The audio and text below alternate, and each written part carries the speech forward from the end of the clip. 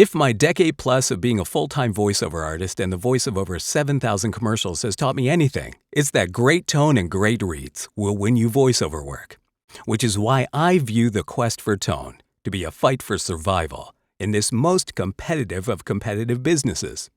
And in that fight, I think I found a secret weapon in the SPL Channel One Mark III, especially these two features right here. From the mind of Mark Yoshimoto Nemkov.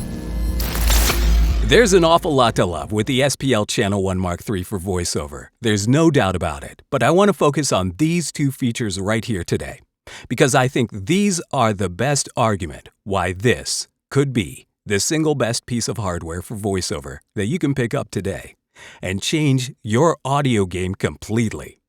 So the De-Esser is incredible. The De-Esser sounds so natural to me. It sounds so much better than any plugin I've ever tried, and I've tried them all.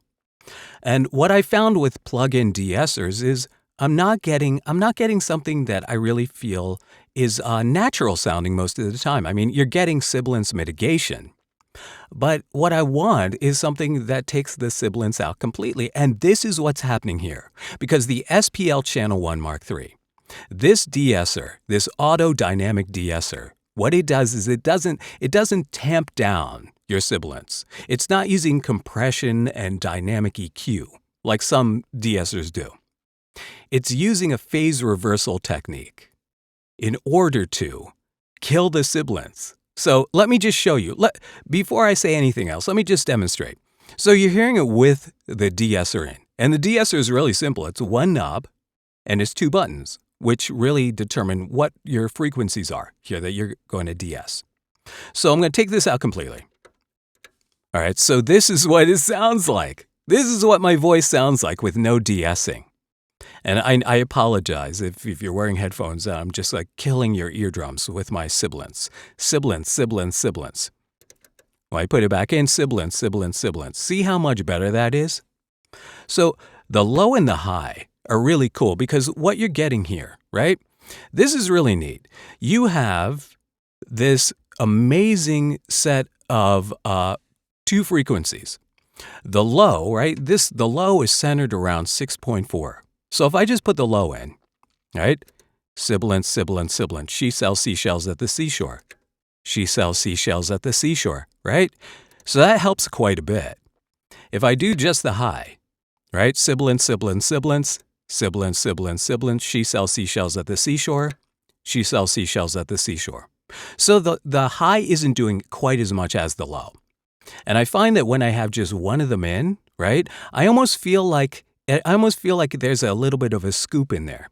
It's not quite right. So this one, the low is centered around 6.4K with a bandwidth of 4.4K. And then the high is centered around 11.2K with a bandwidth of 5.5K. So together, when you add them together, it sounds really natural. And then you can definitely dial in the amount of intensity you want with one knob. So sibilance, sibilance, sibilance, sibilance, sibilance, sibilance. I like it right about here. Sibilance, sibilance, sibilance. So it feels good. And with the plugins that I've used, and I've tried everything. I feel like because plugins work with algorithms, and they don't really do what analog hardware does, which is more organic and natural. So if you're going by the analog signal, right, and it's staying all analog, it's not being turned into a digital impulse in order to go through the algorithm and then turn back into analog. So your whole processing is done in the analog realm. So I think that yields a much more natural and organic sounding sibilance mitigation. So your de-essing, I think for me, de-essing is really so important because I have such a sibilant voice. And then with it, my sibilant voice is definitely a lot easier to listen to. So right here, I mean, again, I've tried every plugin. I even tried the DBX 920, the 500 series, and that was garbage. That was total garbage because not only did that hardware it wasn't very easy to dial in, but it imparted a sound to the signal, like a gloss to it. So live and learn, and you try and you move on. And eventually, you know what? If you dig deep enough, you will find that treasure. And so I think this is amazing. So I love the De-Esser on here. For me, the De-Esser is worth the price of entry, right alone, because this is the best De-Esser I've ever heard. Now, let's talk about this Transient Designer, because I think that there are a lot of people who are saying, what is a Transient Designer and why do I need it? All right, let me just show you this graph down here real quick. Transients are the sharp, short shock that happens at the onset of a signal, right? So that first burst of energy. And that transient may be like a lot louder or have a lot more power to it or energy to it than the rest of the signal that follows. You know, think about like percussion, like a drum, like a snare drum, right? That initial onset, that crack of the drum, right? That's pretty loud. And what the Transient Designer allows you to do is manipulate that, which is really pretty cool, because what you have is the ability to change time. Now, what I mean by that is that you can definitely take that first onset, that first burst of energy, and you can design it how you want it to be. You can make it even more prominent. Now, what you're hearing here is the Transient Designer on. Let me take it out completely. So without the Transient Designer in, right away you're hearing that the voice doesn't sound as full, right?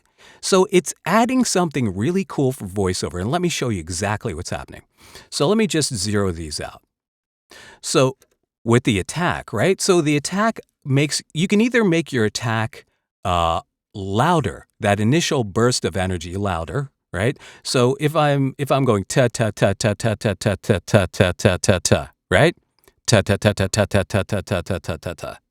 So, I mean, you could, if you were doing something, like especially I think if you're doing a rap vocal and you really want it to be percussive, you could really add something to it. If you're doing something that really, you want it to be more aggressive, right? So, tater tots, tater tots, tater tots, tater tots, tater tots, right? Tater tots. So, and if in the same regard, if you want to dial it back a little bit to make that initial onset of that transient a little less, right? Dial it back just a little bit, right? Tater tots, tater tots, tater tots, right? So it's very subtle, but what I've noticed is, right, in the zero position with the Transient Designer off, right? If I accidentally plosive into the mic, right? So that sucks because you may have to retake, you may have to edit around it, right? It's a problem. But you can mitigate that problem with a Transient Designer just by dialing this back just a hair. So here, pa pa pa, pa pa pa, pa pa pa pa pa. Hear that?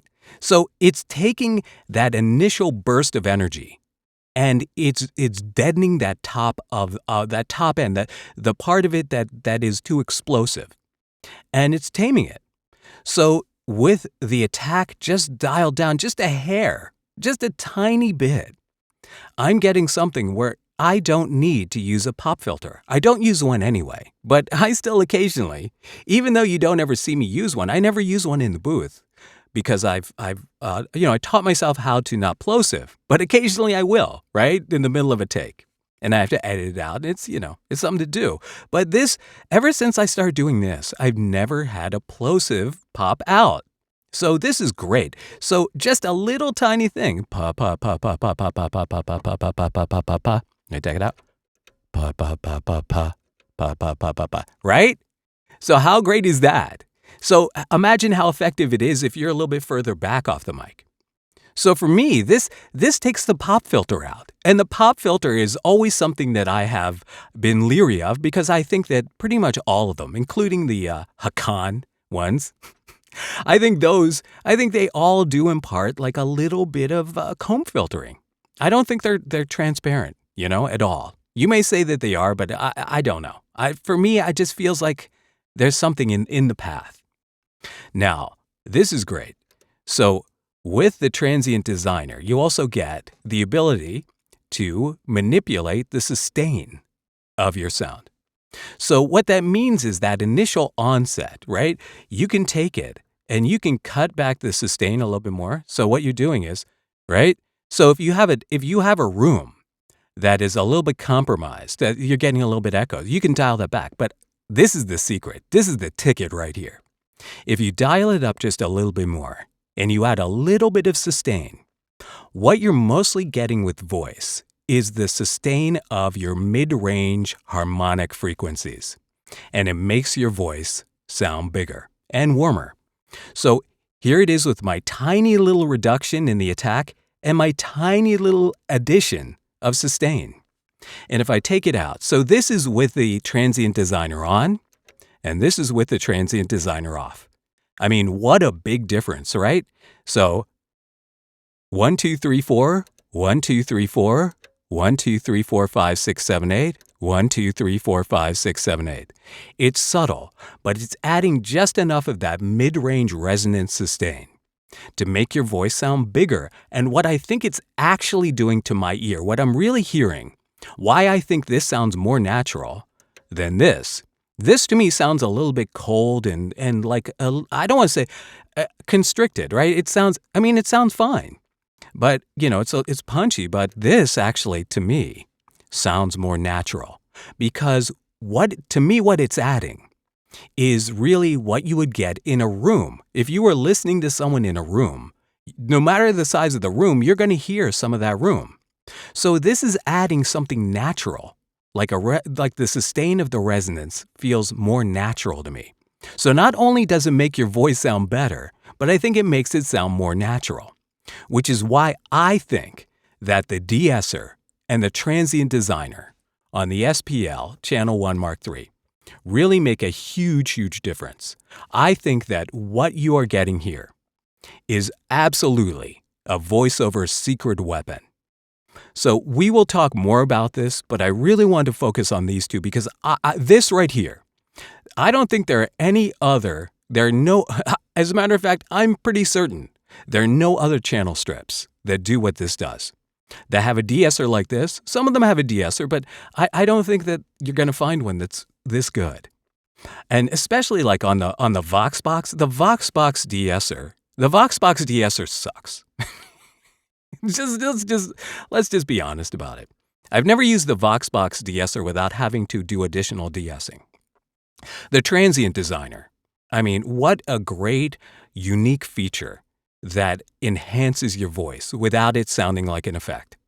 So I have no compression on this. So what you're hearing is just my voice through the preamp and into the MT48. So as the converter. So I'm enamored with this sound. I think this is a high-end sound. I think it sounds like I'm recording in $1 million studio. I think it sounds amazing. So, but I want to know what you think. If you're a voiceover artist and you're out there and you're thinking, how do I upgrade my rig to be ultra competitive in this business? Really take a look at the hardware you're using. Because I've definitely come to the conclusion that for me, I'm starting to hear plugins sound like plugins. They're starting to sound inauthentic to me. And that kind of bugged me. Because as you drill down into the quest for tone, what you want is something that feels organic, compelling, inviting. And, it doesn't have to sound completely natural like you, but it has to present itself in a way that doesn't make the listener say, that feels like AI or manipulated, right? So I feel that this is such a great, welcoming, warm, friendly tone that I'm definitely going to be using this on everything. But what do you think? Let me know in the comments. All right, until next time, this is Mark Yoshimoto Nemkov, fading to black.